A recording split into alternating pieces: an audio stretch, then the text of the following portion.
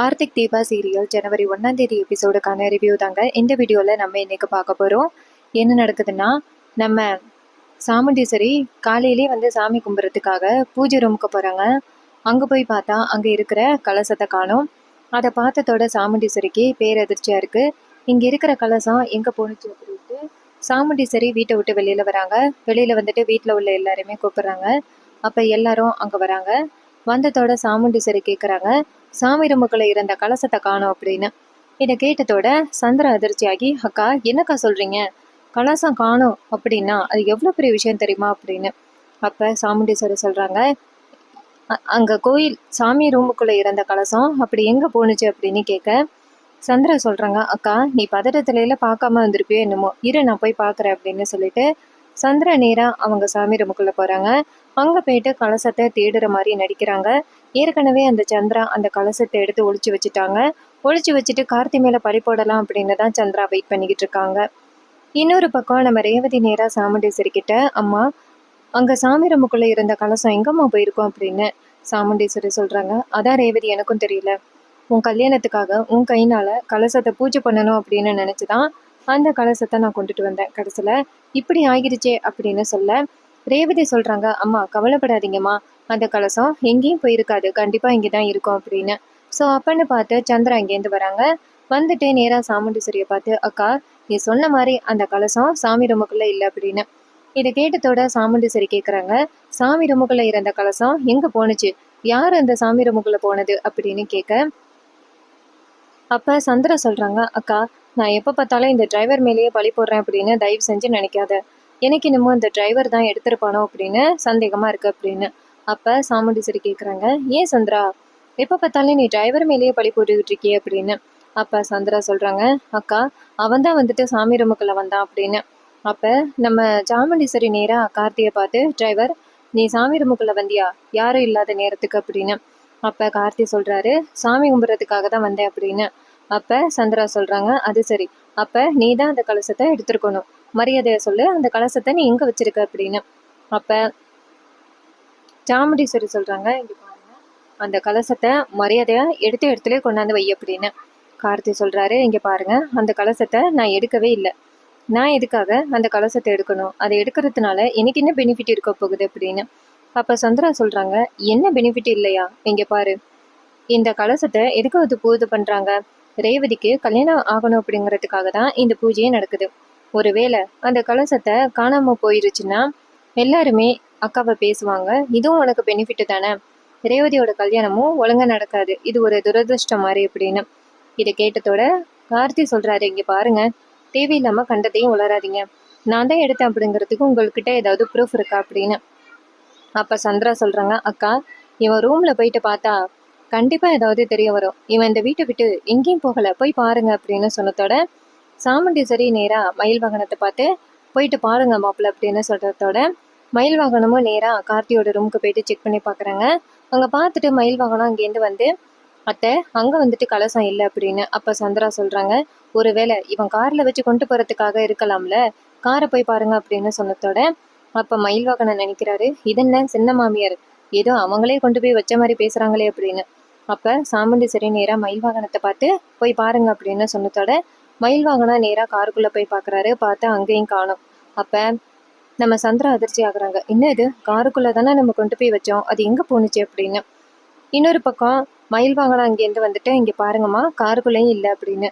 இதை கேட்டதோட சந்திரா சொல்கிறாங்க, கரெக்டாக போய் பாரு, ஒழுங்காக தேடு அப்படின்னு. அப்போ மயில் வாகனம் சொல்கிறாரு, நீங்கள் வேணும்னாலும் பார்த்துக்கிடுங்க அப்படின்னு. சந்திராவும் இந்த வரேன் இரு, நீங்கள் எதையுமே ஒழுங்காக பார்க்க மாட்டீங்க அப்படின்னு சொல்லிட்டு சந்திரா நேராக காருக்கு வராங்க. காருக்கு எங்கே பார்த்தாலும் செக் பண்ணி பார்க்குறாங்க. கரெக்டாக சந்திரா வச்ச இடத்த பார்க்குறாங்க. பார்த்தா அங்கன்னா கலசம் இல்லை. அப்போ சந்திராவுக்கு அதிர்ச்சியாக இருக்குது, இங்கே இருந்த கலசம் எங்கே, ஒரு வேளை அந்த டிரைவர் ஏதாவது பண்ணியிருப்பானோ அப்படின்ட்டு நேராக சந்திரா வீட்டுக்குள்ளே வராங்க. சாமுண்டீஸ்வரி கேட்குறாங்க, என்னாச்சு சந்திரா அப்படின்னு. அப்போ சந்திரா சொல்கிறாங்க, அக்கா எங்கேயுமே இல்லை அப்படின்னு. அப்போ சாமுண்டீஸ்வரி சொல்கிறாங்க, அப்புறம் எப்படி நீ டிரைவர் மேலே பழி போட முடியும் அப்படின்னு. அப்போ சந்திரா சொல்கிறாங்க, இல்லைக்கா அவன் தானே சாமி ரூமுக்குள்ளே போனான்னு சொன்னேன், அதனால தான், ஒருவேளை அவன் எடுத்துருக்கிறதுக்கு வாய்ப்பு இருக்குது அப்படின்னு சொன்னேன் அப்படின்னு. அப்போ ரேவதி சொல்கிறாங்க, இங்கே பாருங்க சித்தி, எப்போ பார்த்தாலும் நீங்கள் டிரைவர் மேலேயே பழி போட்டுக்கிட்டு இருக்காதீங்க, எனக்கு தெரிஞ்சு இந்த டிரைவர் கண்டிப்பாக எடுத்திருக்க மாட்டார் அப்படின்னு தான் தோணுது. வேற யாராவது இந்த ஃபங்க்ஷனுக்கு வந்திருந்தவங்க எடுத்திருக்கிறதுக்கு வாய்ப்பு இருக்குல்ல அப்படின்னு. இதை கேட்டதோட சந்திரா சொல்றாங்க, இவனை தவிர்த்து மூணாவது மனுஷங்க யாரு நம்ம வீட்டுக்குள்ள இருக்கிறது அப்படின்னு. அப்ப கார்த்தி சொல்றாரு, எனக்கு என்னமோ நீங்க ரொம்ப பதட்டப்பட்டு பேசுறத மாத்தா உங்க ரூமுக்குள்ள தான் இருக்குமோ அப்படின்னு தோணுது அப்படின்னு. இதை கேட்டதோட சாமுண்டீஸ்வரி டென்ஷன் ஆகி, டிரைவர் என்ன பேசுற, என் தங்கச்சியை பார்த்து பேசுறியா அப்படின்னு. அப்ப கார்த்தி சொல்றாரு, நீங்க வேணும்னா போய் பாருங்க, என் மேல சந்தேகப்பட்டீங்கல்ல, இந்த வீட்ல உள்ள ஒவ்வொருத்தர் மேலேயும் கண்டிப்பா சந்தேகப்பட்டு தான் ஆகணும் அப்படின்னு. அப்ப சந்திரா சொல்றாங்க, டிரைவர் வார்த்தையை அளந்து பேசு, நீ தான் இந்த வீட்ல மூணாவது மனுஷங்க, மத்தபடி இந்த வீட்ல உள்ளவங்க யாரும் மூணாவது மனுஷவங்க கிடையாது, இவங்க யாரும் கண்டிப்பா எடுத்திருக்க மாட்டாங்க, நீ தேவையில்லாம எங்க வீட்ல உள்ளவங்க மேல பழி போடாத அப்படின்னு. அப்ப கார்த்தி நேரா சாமுண்டீஸ்வரியை பார்த்து, இங்க பாருங்க மேடம், என் மேல சந்தேகப்பட்டீங்கல்ல, காரு ரூமு அப்படின்னு எல்லா இடத்தையுமே சோதனை பண்ணி பார்த்தீங்க, ஆனா எங்கேயுமே இல்லை. அப்ப இந்த வீட்ல உள்ளவங்க ஒவ்வொருத்தர் ரூமரையும் நீங்க செக் பண்ணி பார்க்கலாமல அப்படின்னு. இது கேட்டதோட சாமுண்டீஸ்வரி சொல்றாங்க, இங்க பாரு டிரைவர், தேவையில்லாம என் குடும்பத்துல உள்ளவங்க மேல சந்தேகப்பட்டு சொல்றியா அப்படின்னு. அப்ப மயில்வாகனம் சொல்றாரு, இங்க பாருங்க அத்தை, இந்த டிரைவர் எவனோ ஒருத்தன் நம்ம குடும்பத்துல உள்ளவங்களை பத்தி இப்படி பேசுறான், அப்ப அவனுக்கு நம்ம குடும்பத்துல உள்ளவங்க எப்படிப்பட்டவங்க அப்படிங்கிறத நம்ம ப்ரூவ் பண்ணணும்ல, எவனோ ஒருத்தன் நம்ம குடும்பத்தை சந்தேகப்படக்கூடாது அத்தை அப்படின்னு. அப்ப சந்திரா சொல்றாங்க, மாப்பிள்ள தேவையில்லாம பேசாதீங்க அப்படின்னு. அப்ப ராஜா சொல்றாரு, இங்க பாரு சாமுண்டீஸ்வரி, அந்த டிரைவர் சொல்றது சரிதானே, எப்ப பார்த்தாலும் நம்ம அவன் மேலேயே சந்தேகப்பட்டுக்கிட்டு இருக்கோம், அவன் நம்ம கிட்ட ஒரு நியாயத்தை வச்சிருக்கான், அதை நம்ம சோதனை பண்ணி பார்க்க வேண்டியது நம்மளோட கடமை தானே. இங்க பாரு டிரைவர், நீ எல்லா ரூம்லையும் போய் பார்த்துக்க, யாராவது ஒரு ரூம்ல இந்த கலசம் இருந்துச்சுன்னா நீ சொல்றதே கரெக்ட் அப்படிங்கிறத நாங்கள் ஏற்றுக்குறோம் அப்படின்னு. இதை கேட்டதோட கார்த்தியும் சரி அப்படின்னு சொல்லிட்டு நேராக மயில் வாகனத்தை கூப்பிடுறாங்க. மயில் வாகனம் இங்கே வாங்க அப்படின்னு. அவர் நேராக சொல்லு சிலமோ அப்படின்னு சொல்ல, அப்போ கார்த்தி சொல்கிறாரு, இந்த வீட்டில் ஒருத்தவங்க என் கூட தேடுறதுக்கு வேணும்ல, ஒருவேளை நான் தான் மாற்றி வச்சுட்டேன் அப்படின்னு சொல்லிடுவாங்க, அதனால நீங்களும் வாங்க அப்படின்னு சொல்லிட்டு அவரை கூட்டிக்கிட்டு நேராக ஒவ்வொரு ரூமாக செக் பண்ண போகிறாங்க. அப்போன்னு பார்த்து சந்திராவோட ரூம் வருது. சந்திரா கொஞ்சம் பயப்பட ஆரம்பிக்கிறாங்க. இந்த டிரைவர் இப்படி ஸ்ட்ராங்காக பேசுகிறான்னா கண்டிப்பாக இதுக்கு பின்னாடி வேறு ஏதோ ஒரு காரணம் இருக்கும் அப்படின்னு சந்திரா பயப்பட ஆரம்பிக்கிறாங்க. அப்போ நம்ம கார்த்தி வந்துட்டு நேராக கரெக்டாக சந்திராவோட ரூமுக்கு போயிட்டு அங்கே ரூம் ஃபுல்லாக செக் பண்ணி பார்த்துட்டு கலசத்தை வெளியில் எடுத்துகிட்டு வராரு. கலசத்தை பார்த்ததோட சாமுண்டீஸ்வரி அதிர்ச்சி ஆகுறாங்க. சாமுண்டீஸ்வரி நேராக சந்திராவை பார்த்து, சந்திரா என்ன சந்திரா இது அப்படின்னு கேட்க, சந்திரா சொல்கிறாங்க, ஐயோ அக்கா நான் எடுக்கவே இல்லைக்கா அப்படின்னு. அப்போ சாமுண்டீஸ்வரி கேட்குறாங்க, உன் ரூம்லேருந்து தானே சந்திரா வருது அப்படின்னு.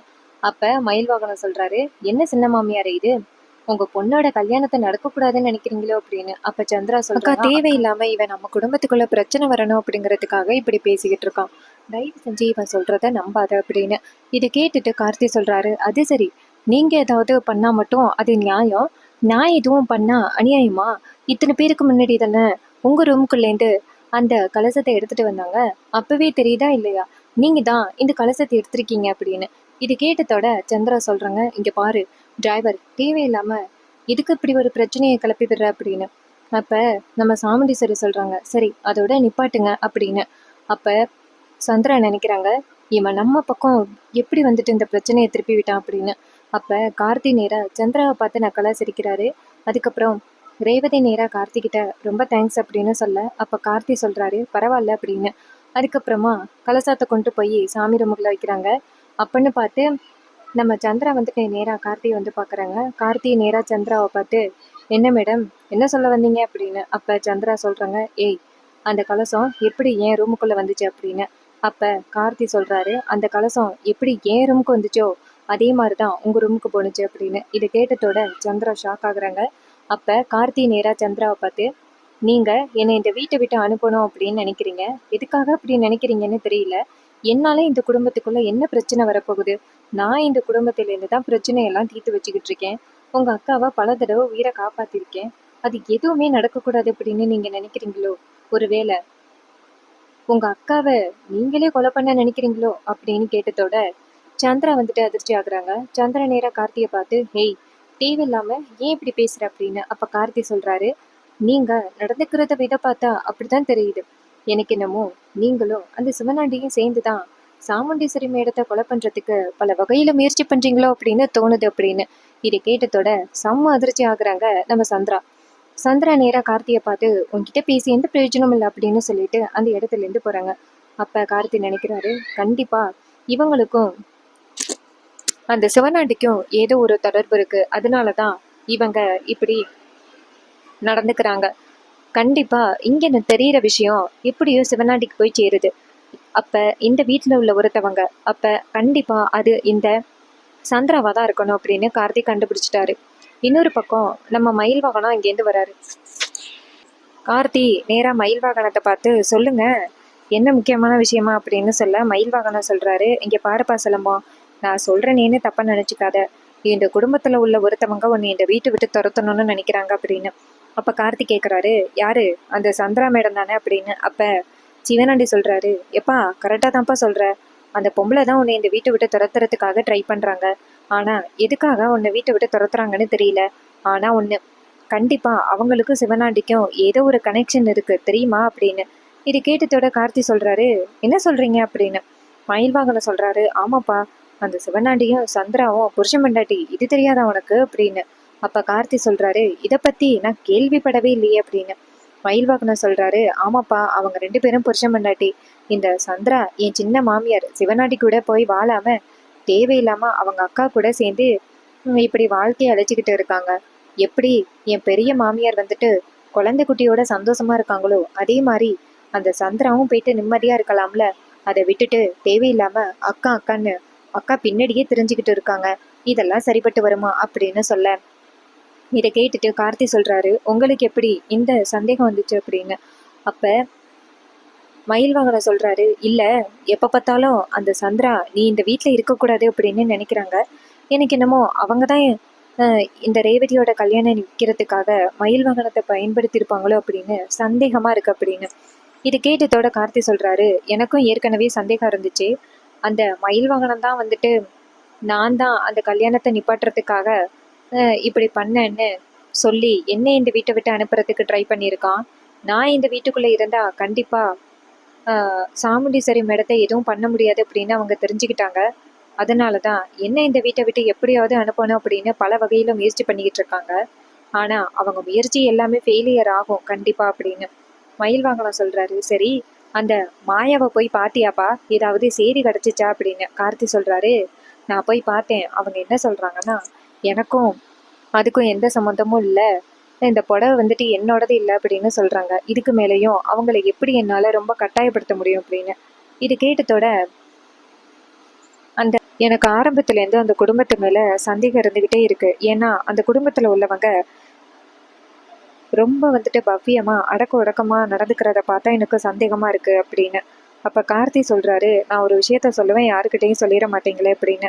அப்ப மயில்வாகனை கேட்கிறாரு, சொல்லுப்பா அப்படின்னு. அப்ப கார்த்தி சொல்றாரு, செங்கல் சூளையில ராமசாமி அப்படிங்கிறவர் ஒருத்தர் இறந்தாருல்ல, அவரோட பொண்டாட்டி தான் அந்த மாயா அப்படின்னு. இதை கேட்டதோட மயில்வாகனை சொல்றாரு, என்னப்பா சொல்ற அப்படின்னு. அப்ப கார்த்தி சொல்றாரு, ஆமா, நம்ம ரேவதி இருக்காங்கல்ல, அவங்க நம்ம மகேஷ் இருக்காங்கல்ல, அவங்களுக்கு பல வகையில உதவி பண்ணியிருக்காங்க. அம்மா பண்ண தப்ப சரி பண்றேன் அப்படிங்கிறதுக்காக தான் மகேஷை கல்யாணம் பண்ணிக்கிறதுக்காக ரேவதி ஒத்துக்கிட்டாங்க அப்படின்னு. அப்ப மயில்வாகனம் சொல்றாரு, இங்க பாருப்பா கார்த்தி, ராமசாமி அப்படின்னதோட தான் ஞாபகம் இருக்கு. அந்த ராமசாமிய என் பெரிய மாமியார் திட்டாங்க, அதனால அவர் சூசைட் பண்ணிக்கிட்டாரு அப்படின்னு வதந்தி பரவனுச்சு.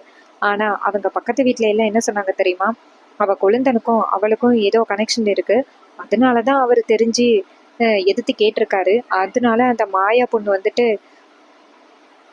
அவரை கொன்ன மாதிரி நியூஸ் பரவி இருந்துச்சு அப்படின்னு. இதை கேட்டதோட கார்த்தி ஷாக் ஆகுறாரு, என்னங்க சொல்றீங்க அப்படின்னு. அப்ப மயில்வாகனம் சொல்றாரு, இங்க பாரு கார்த்தி, நீ போயிட்டு வேணா விசாரிச்சு பாத்துக்க, நானா பிளைண்டா சொல்லக்கூடாதுல்ல அப்படின்னு.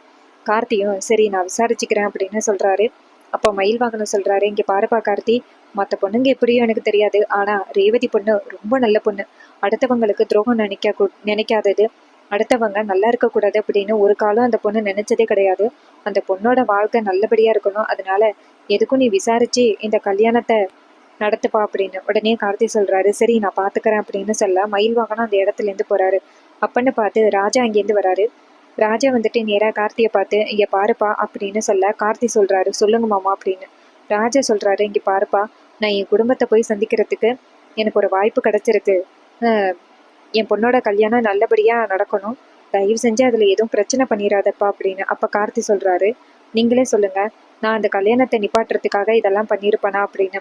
ராஜா சொல்றாரு, யாரை நம்புறதுன்னே எனக்கு தெரியலப்பா அப்படின்னு. அப்ப கார்த்தி சொல்றாரு, இங்க பாருங்க மாமா, தயவு செஞ்சு என்னை நம்புங்க அப்படின்னு. அப்ப ராஜா சொல்றாரு, இங்க பாருப்பா, தயவு செஞ்சு இனிமே என்ன மாமான்னு சொல்லாதப்பா அப்படின்னு சொல்லிட்டு ராஜா அந்த இடத்துலேருந்து போகிறாரு. இதை கேட்டுட்டு கார்த்தி ரொம்ப கவலைப்படுறாரு. சாரி மாமா, உண்மையை நிரூபிக்க முடியாத சுச்சுவேஷனில் இருக்கேன் அப்படின்னு. அதுக்கப்புறமா சந்திராவை காமிக்கிறாங்க. சந்திரா நேராக அந்த சிவனாண்டியை போய் பார்க்குறாங்க. சிவனாண்டி நேராக சந்திரா கிட்ட, சொல்லு சந்திரா, என்ன இந்த நேரத்தில் வந்திருக்க அப்படின்னு. அப்போ சந்திரா சொல்கிறாங்க, என்னங்க அந்த கலசத்தை ஒளிச்சு வச்சா அந்த கார்த்தியை, அந்த டிரைவரை வீட்டு விட்டு அனுப்பலாம் அப்படின்னு நினச்சேன். ஆனால் அந்த டிரைவர் ஏன் மேலே பழி போட்டுட்டான் தெரியுமா? நான் அந்த கலசத்தை கொண்டு போய் அவனோட ரூம்குள்ளே வச்சேன். ஆனால் இது எப்படியோ அந்த டிரைவர் கண்டுபிடிச்சிட்டான். அந்த கலசத்தை கொண்டாந்து ஏன் ரூமுக்குள்ளேயே வச்சுட்டான். நானும் அவன் ரூம்குள்ளே தான் அந்த கலசம் இருக்கும் அப்படின்னு நினச்சி அவன் மேலே பழி போட்டா நேராக ஏன் ரூம்லேருந்து அந்த கலசத்தை எடுத்துகிட்டு வரான் அப்படின்னு. இதை கேட்டதோட சிவனாண்டி சொல்கிறாரு, நம்ம நினைக்கிற மாதிரி அந்த டிரைவர் சாதாரண ஆளாக இருக்க மாட்டான் போலயே அப்படின்னு. அப்போ சந்திரா சொல்கிறாங்க, ஆமாங்க, கண்டிப்பாக அவன் சாதாரண ஆள் கிடையாதுன்னு மட்டும் நல்லாவே புரியுது. அவன்கிட்ட நம்ம கொஞ்சம் உஷாராக இருந்துக்கணும் அப்படின்னு. இது கேட்டதோட சிவனாண்டி சொல்கிறாரு, இங்கே பாரு, நீ எதுக்கும் கவலைப்படாத, நான் பார்த்துக்கிறேன் அப்படின்னு. அப்போ சந்திரா சொல்கிறாங்க, என்னங்க உங்கள் கூட சேர்ந்து நிம்மதியாக வாழணும் அப்படிங்கிறதுக்காக தான் இப்படிப்பட்ட காரியத்தையெல்லாம் பண்ணிக்கிட்டு இருக்கோம். ஆனால் அந்த டிரைவர் இருக்கிற வரைக்கும் எதுவுமே நிறைவேறாதே. அந்த ரேவதியோட கல்யாணம் மட்டும் நடந்து முடிஞ்சிருச்சுன்னா அதுக்கப்புறம் அந்த சாமுண்டீஸ்வரி அவளோட மாமனாரான ராஜ மாணிக்கத்தை போய் பார்த்தா அதுக்கப்புறம் நம்மளால அந்த குடும்பத்தை எதுவுமே பண்ண முடியாது. அந்த ராஜ மாணிக்கத்தை எதிர்த்து நம்ம என்ன பண்றது அப்படின்னு. அப்ப சிவனாண்டி சொல்றாரு, இங்க பாரு, கல்யாணம் நல்லபடியா நடந்தா மட்டும்தானே இதா நடக்கும். கல்யாணமே ஒழுங்கா நடக்க போறது கிடையாது. அப்புறம் எதுக்கு இதை பத்தி நீ கவலைப்படுற அப்படின்னு கேட்க, அப்ப சந்திரா சொல்றாங்க, ஒருவேளை அந்த டிரைவர் கடைசி நேரத்துல ஏதாவது பண்ணிட்டா அப்படின்னு. அப்ப சந்திரா சொல்றாங்க, எப்படியாவது அவனை இந்த வீட்டை விட்டு துரத்துனா, அவனை மட்டும் இந்த வீட்டை விட்டு துரத்துட்டோம்னா. சிவனாண்டி சொல்றாரு, இங்க பாரு சந்திரா, நீ எல்லாம் எதுக்கும் கவலைப்படாத. அவன் எப்படி வந்துட்டு இந்த வீட்டுல இத்தனை நாள் இருக்கான்னு நானும் பார்த்துடுறேன். நம்மெல்லாம் இங்க எத்தனை பேரையோ பார்த்துட்டு வந்திருக்கோம், இதெல்லாம் பெரிய விஷயமா அப்படின்னு சொல்ல. அப்ப சந்திரா சொல்றாங்க, சரிங்க, உங்களை நம்பிதான் இருக்கேன் அப்படின்னு. இன்னொரு பக்கம் நம்ம கார்த்திகே அந்த சந்திராவோட இந்த வில்லத்தனம் தெரிஞ்சு போச்சு. சாமுண்டீஸ்வரி கூடவே இருந்து சாமுண்டீஸ்வரியோட குடும்பத்தை அழைக்கிறதுக்காக தான் இதெல்லாம் பண்ணிக்கிட்டு இருக்காங்க அப்படிங்கிறத நம்ம கார்த்திக் கண்டுபிடிச்சிடுறாரு. இன்னொரு பக்கம் நம்ம ரேவதிக்கும் மகேஷுக்கும் கல்யாணம் நடக்குமா, இல்ல அதை நிப்பாட்டி நம்ம கார்த்தி டக்குன்னு ரேவதியோட கழுத்துல தாலி கட்டுவாரா? இதை தவறா புரிஞ்சுக்கிட்டு ரேவதி கார்த்தி மேல கோவப்படுவாங்களா? சாமுண்டீஸ்வரி இதை எப்படி எடுத்துக்க போறாங்க? கும்பாபிஷேகத்துக்கு நம்ம கார்த்தி குடும்பத்தை கூட்டிட்டு போவாரா? நம்ம கார்த்தி மாயா அந்த மகேஷை போலீஸ்ல பிரிச்சு கொடுப்பாங்களா? அந்த சந்திராவோட உண்மையான முகம் வெளிவருமா அப்படிங்கிறது தான் அப்கமிங் எபிசோடில் நடக்க போகுது. இந்த வீடியோவை இது வரைக்கும் நீங்கள் தொடர்ந்து பார்த்துட்டு இருந்தீங்கன்னா நம்ம வீடியோக்கு ஒரு லைக் பண்ணிக்கோங்க. நம்ம சேனலை சப்ஸ்கிரைப் பண்ணிட்டு பக்கத்தில் உள்ள பெல் ஐகானை கிளிக் பண்ணி ஆல்ல செட் பண்ணிக்கோங்க. அப்போ தாங்க புது புது வீடியோஸ் போடும் பொழுது உங்களுக்கு நோட்டிஃபிகேஷன் வரும். பார்த்து என்ஜாய் பண்ணலாம். தேங்க்யூ ஃபார் வாட்சிங்.